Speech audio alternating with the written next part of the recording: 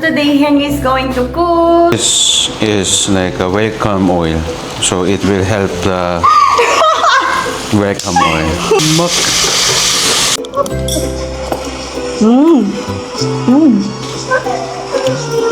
You're drawn with me in your embrace.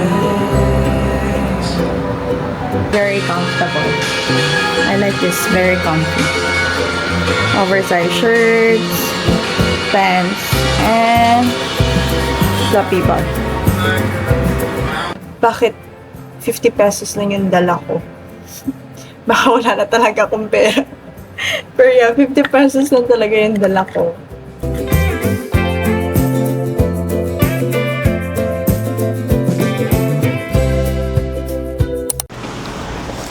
I look fat! So for today's vlog, Henry is going to make, Henry's gonna cook kimchi chicken. I'm gonna be his assistant. I'm gonna be his helper. It means I have to prepare the ingredients. So this is not part of kimchi chicken. This is for Yonsu's food. Henry's kimchi chicken is one of the best soup. Put pork first. I thought you want the oil to naturally comes out from the pork. This is like a welcome oil, so it will help the welcome oil. It will help coming out from the oil, natural oil. Welcome oil. I'm gonna make Yonsu's food. This is his welcome food. There's a welcome water. It's like literal, like translation. I had to explain. Hot soup. Hot soup. Korean pronunciation. No, Korean is not saying that way. Hot soup. Hot. You said hot. Oh. Hot to go. Hot to go. You don't say hot. Hot to go. Don't kill me. You. Why? Look at the hair. Eee. Let's show them. This is how Philippines sells pork in the market. Hey. There's a hair. Did you see the hair? You know, they don't have a shaver.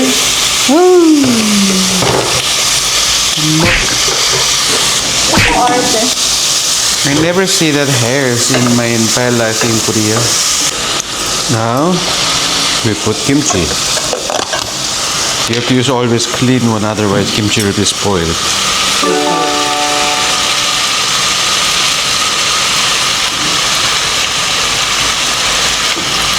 Don't finish it. My husband is so If it's too big, you can chop later. You can put chili powder.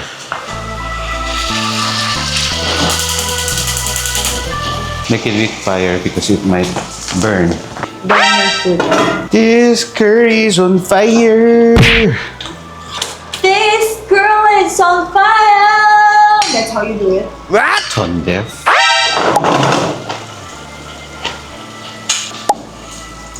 This sauce for deep taste. Wow. It's boiling. We will put things: chili, onion, tofu.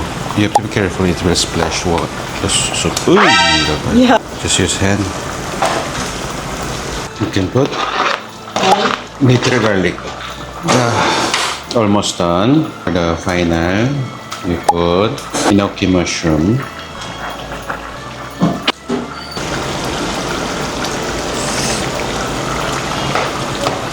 Sour. Good. I'm gonna try the chef's masterpiece. Kimchi jjigae.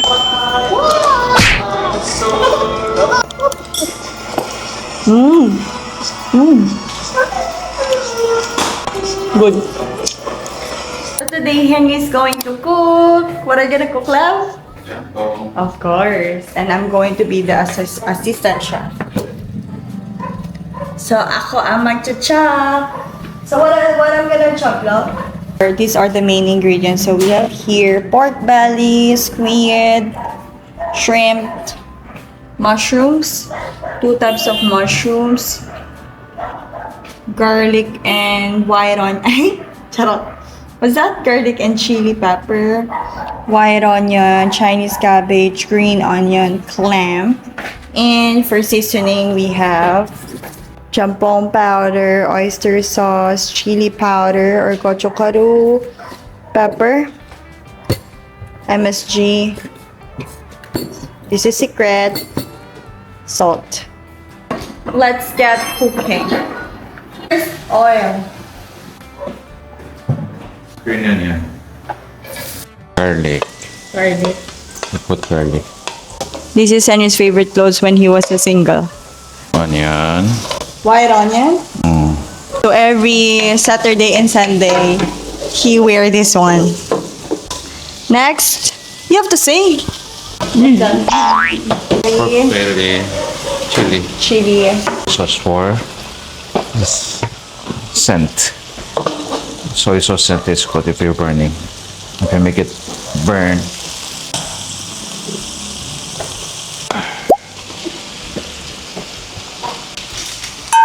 It looks tamo. My husband is scared to do this. Take it off his shoes. Ah? Appa is cooking also. Oh, look at this. Appa is cooking. Wait. Wait. Let's try the jambon. We have here gimp. This is from Korea.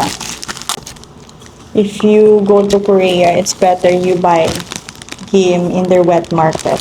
Yung sa palengke talaga kasi super sarap.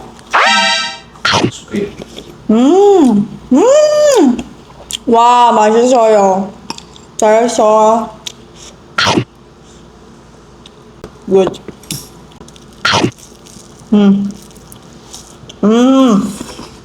맛있다.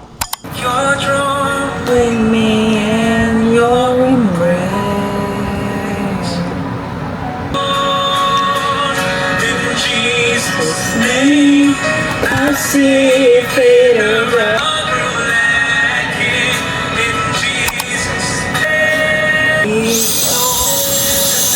I'm using number 2 shade. I'm using number 1.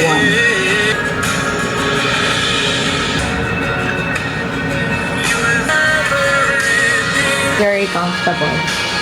I like this, very comfy. Oversized shirts, pants, and floppy bag. I bought this in Daiso. Cute, right?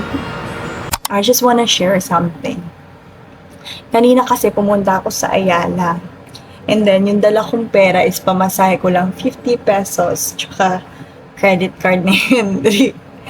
So, 50 pesos lang talaga. Akala ko kasya na siya.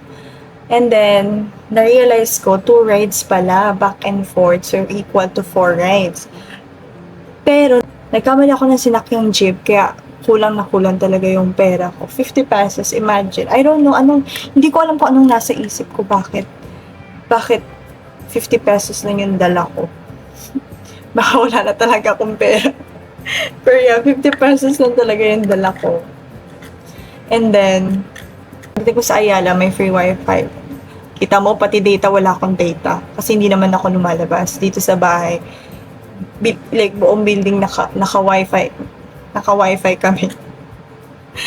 So, pagdating ko sa Ayala, may free wifi. Kaya nakikonnect ako, tsaka chinat ko siya. Sabi ko, kulang yung pamasahe ko.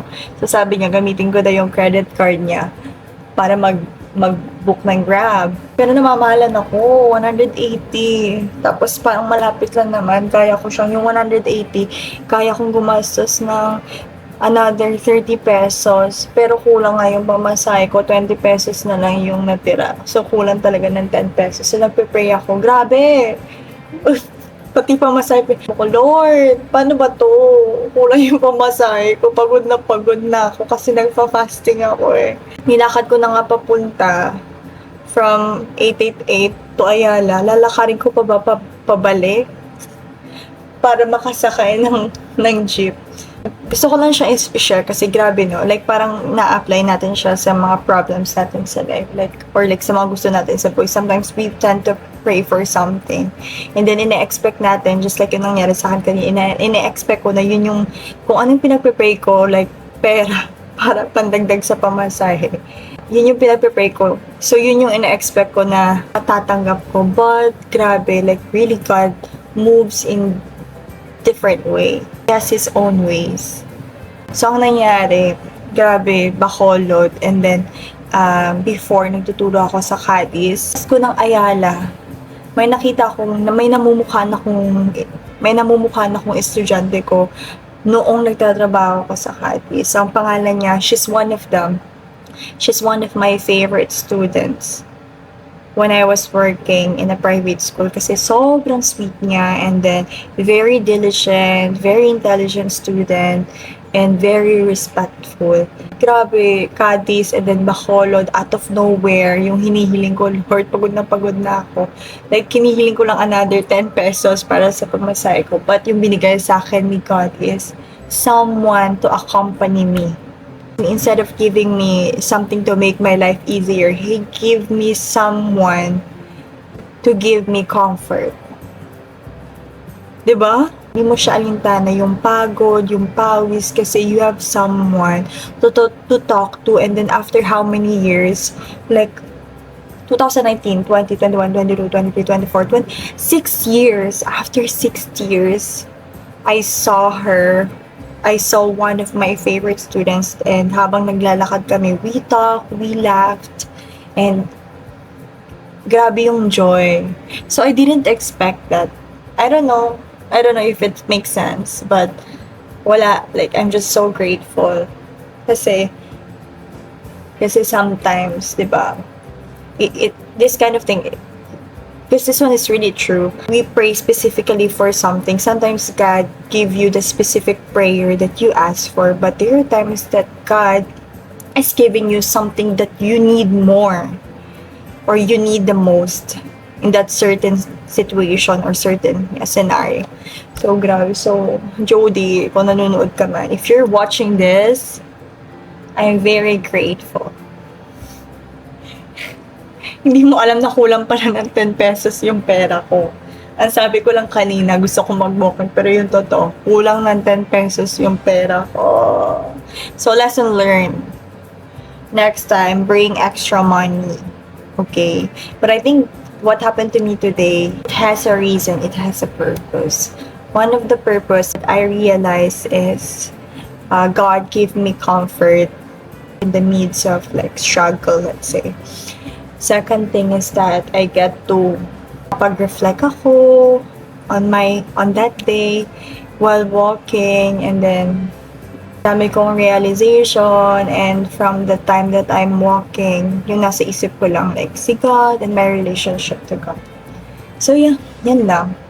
Grabe, di ba? Oh, this one is really good. Yung ganitong combination. Maganda talaga siya. Ito mabilis siyang ma-absorb ng skin mo. This one, meron siyang oily effect. So, it's, kasi snail siya eh. Cream, easy mind. Snail siya.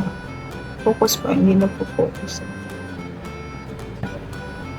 Ganda, diba? Tingnan mo, look at that. Ganda.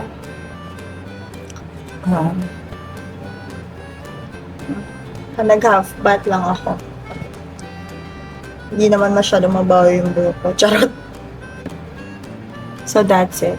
I'm just so happy na nakita ko yung favorite student ko. Nakapag-talk kami and hindi ko masyadong ramdam yung pagod. Diba? Good night! Good night! Good night! Taba! Taba! Taba!